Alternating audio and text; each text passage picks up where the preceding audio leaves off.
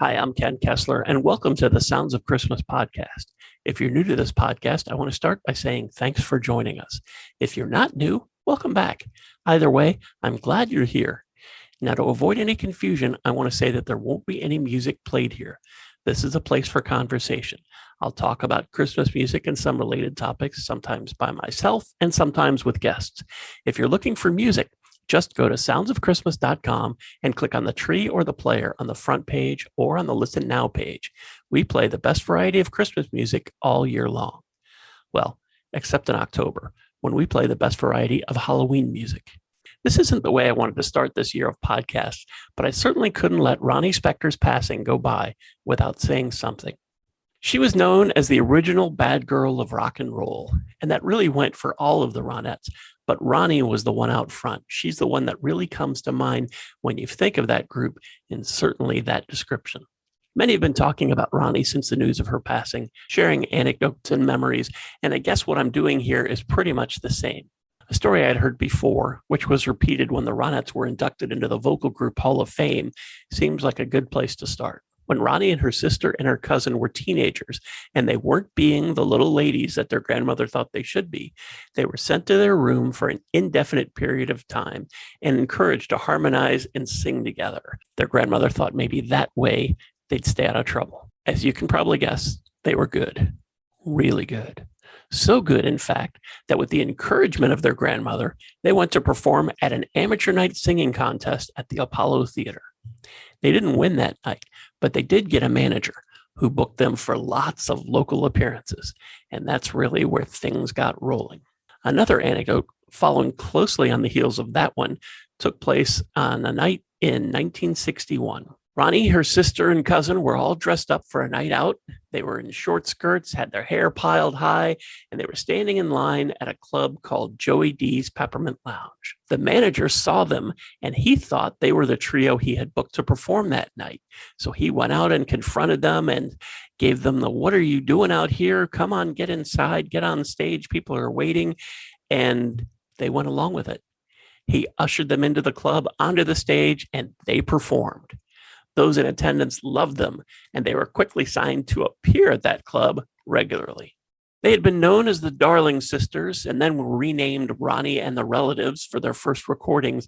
By the time their second single was released, they were called the Ronettes. There are two different stories about how they connected with Phil Spector. In one story, Ronnie's sister Estelle dialed a wrong number when she was trying to confirm a recording session and wound up talking to Phil, who convinced her to have the Ronettes audition for him.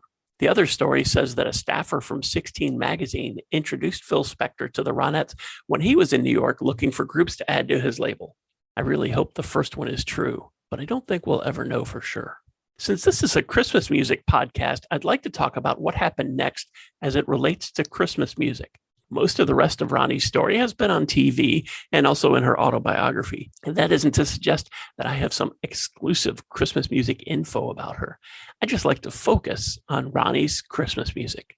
First, there was the 1963 release from Phil Spector, A Christmas Gift for You. That featured Phil's signature wall of sound treatment on a bunch of mostly secular Christmas songs. The artists on that record included the Crystals, Darlene Love, Bobby Sox and the Blue Jeans, and, of course, the Ronettes. Frosty the Snowman, Sleigh Ride, and I Saw Mommy Kissing Santa Claus were the three songs performed on that record by the Ronettes.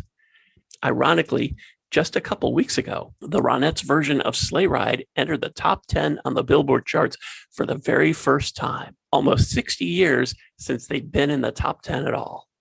In fact, one of Ronnie's last posts on social media was about that. She posted, "Wow, we are finally back in the top 10 after 58 years. Did you miss us?" In the late 1980s, after a bit of a resurgence, thanks to her appearance with Eddie Money on his huge hit, Take Me Home Tonight, Ronnie began her tradition of Ronnie Spector's Christmas Party, an annual concert event held at B.B. King's Blues Club in New York City. A few years after that, she teamed up with Darlene Love for a duet on Rockin' Around the Christmas Tree for the second very special Christmas CD. And a few years after that, she teamed up with Eddie Money once again on his song, Everybody Loves Christmas. Ronnie released a Christmas EP in 2010 called Ronnie Spector's Best Christmas Ever, with 5 songs, which included a cover of It's Christmas Once Again, a song that had been previously covered by Frankie Lyman and Jimmy Rogers. And just a few years ago, Ronnie did a duet with Elle King on a new song called Under the Mistletoe. All in all, it's just under a dozen Christmas songs that Ronnie's gifted us over the years. I expect the next Christmas will roll around tinged with a little sadness that she won't be here to enjoy it with us, and I imagine I will look forward to playing all of her songs even more than I usually do. I know there are probably some thinking that 11 Christmas songs isn't that big of a deal. Some artists have more Christmas songs on their very first Christmas album, and that may be true, but Ronnie had something extra. Ronnie had an enormous love of Christmas and Christmas music, much the same as many who listen to this podcast or listen to the Sounds of Christmas station, or both. And you could hear that when you listen to Ronnie sing any of those Christmas songs. A little over 2 years ago, Joe Lynch at Billboard magazine wrote an article about Ronnie and her love of Christmas. Ronnie told him, "When I get in my car and hear Sleigh Ride and Frosty the Snowman, I get goosepimples." She said, "I was a little girl from Spanish Harlem who loved Christmas because at Christmas time, everyone was nice. All of the cashiers were smiling. Christmas meant so much to me growing up.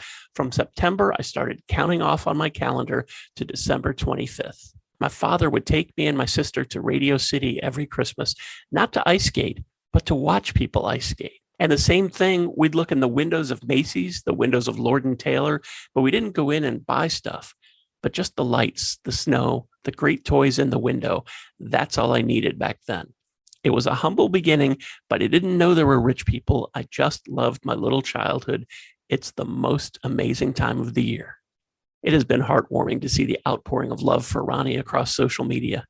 My kindest and most heartfelt thoughts and prayers go out to Ronnie, her family, and her many, many friends. I'm grateful that we have such a rich Christmas music legacy from Ronnie and a terrific catalog of non-Christmas music as well.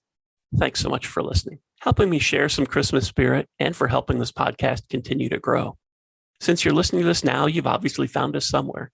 But if there's another site you like to use for podcasts, check out our podcast page on our website for the complete list of everywhere you can listen to the Sounds of Christmas podcast.